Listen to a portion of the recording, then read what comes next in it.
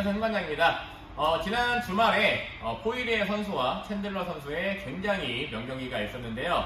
제가 굉장히 좋아하는 두 선수고 진정한 상남자들의 대결이었습니다.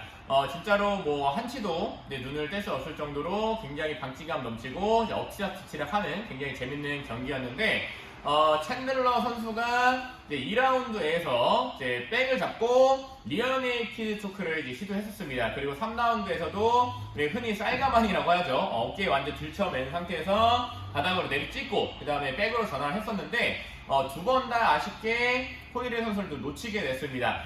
일단은 이제 첫 번째 리어네이키드 초크를 하는 상태에서는 사실 챈들러 선수가 마음이 좀 급했던 것 같아요. 좀 실수가 있었고 그 다음에 두 번째 백을 잡은 상태에서 포이레 선수가 굉장히 잘 빠져나갔습니다. 이거는 사실 포이레 선수가 굉장히 잘한 부분인데 이 상태에서 상대방이 탈출하지 못하게 어떻게 컨트롤할 수 있는지 이런 부분들을 좀 다뤄보도록 하겠습니다. 일단 상황을 먼저 볼게요.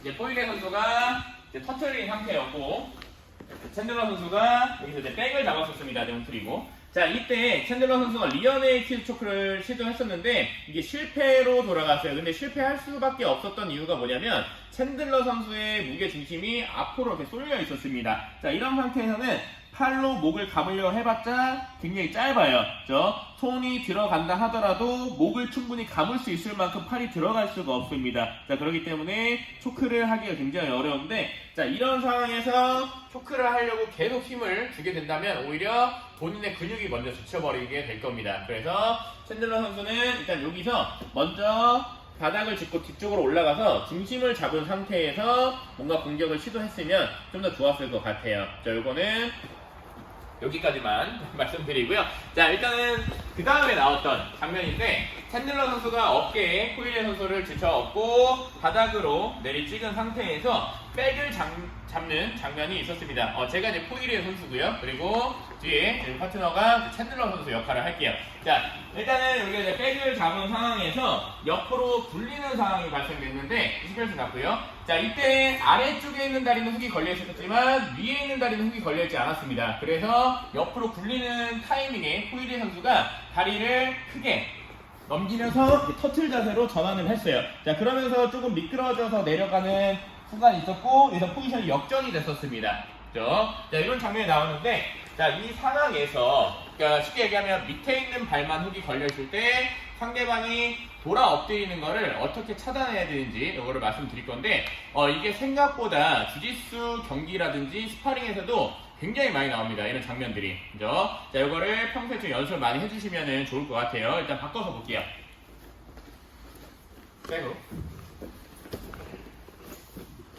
자, 일단 C벨트는 잡은 상황이고요. 자, 한쪽 다리만 걸려 있습니다. 자, 이때 제가 옆으로 보통 눕게 되는데 보이다시피 위에 있는 다리가 아직 훅이 걸려있지 않기 때문에 제가 옆으로 누울 때 상대방은 다리를 크게 넘겨서 이제 엎드릴 수가 있어요. 물론 이때 따라갈 수도 있겠지만 이게 생각보다 쉽지가 않습니다. 그래서 우리는 습관적으로 밑에 있는 다리를 볼게요.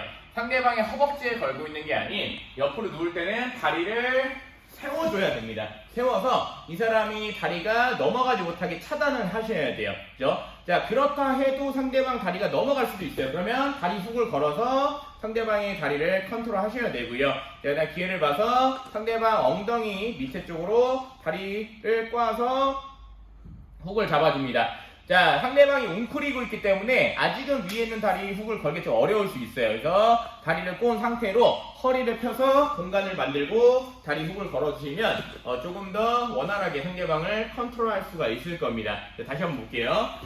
자, 지금처럼 C벨트는 잡았는데 한쪽 다리만 걸려있는 상태예요. 자, 근데 우리는 옆으로 누워서 상대방을 컨트롤해야 되죠. 자, 이때 상대방 허벅지에 다리를 걸고 위에 있는 다리를 걸려 한다면 상대방의 다리를 따라갈 수가 없어요.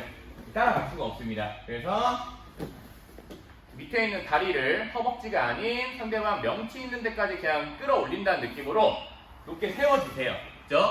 그래도 상대방 다리가 넘어간다면 지금처럼 다리를 훅을 걸어서 상대방 컨트롤 해주시면 되고요. 그 다음에 뒤에 있는 다리가 따라와서 상대방 여기 엉덩이가 시작되는 부분에 다리를 꼬아서 상대방 다리를 묶어줍니다. 그 다음에 손은 당겨주고요. 다리는 차면서 허리를 쭉 펴주세요. 그럼 상대방 열렸죠? 자, 이때 다리를 걸어서 백을 잡아주시면 됩니다. 그 다음에 초크로 연결을 하게 될 건데, 자, 이때 리어네이키드 초크라는 팁도 하나 알려드릴게요. 자, 우리가 보통은 18초 잡은 상태에서 상대방의 손목을 캐치하고 목을 감게 되는데, 자, 이렇게 정직하게 걸면 사실 이거를 잘 걸려주지 않아요. 상대방이 반대손도 살아있기 때문에, 그렇죠, 제 손목을 잡고 방어하기 시작할 겁니다. 자, 우리는 자, 목을 공격하고자 하는 손으로 상대방의 팔뚝을 잡아서 컨트롤할 거예요. 그죠?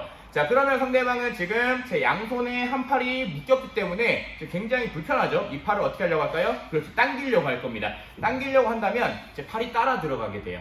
그죠? 그래서 자, 손목을 캐치하고요. 그 다음에 상대방이 삼두근을 잡고 컨트롤 해 놓을 거예요.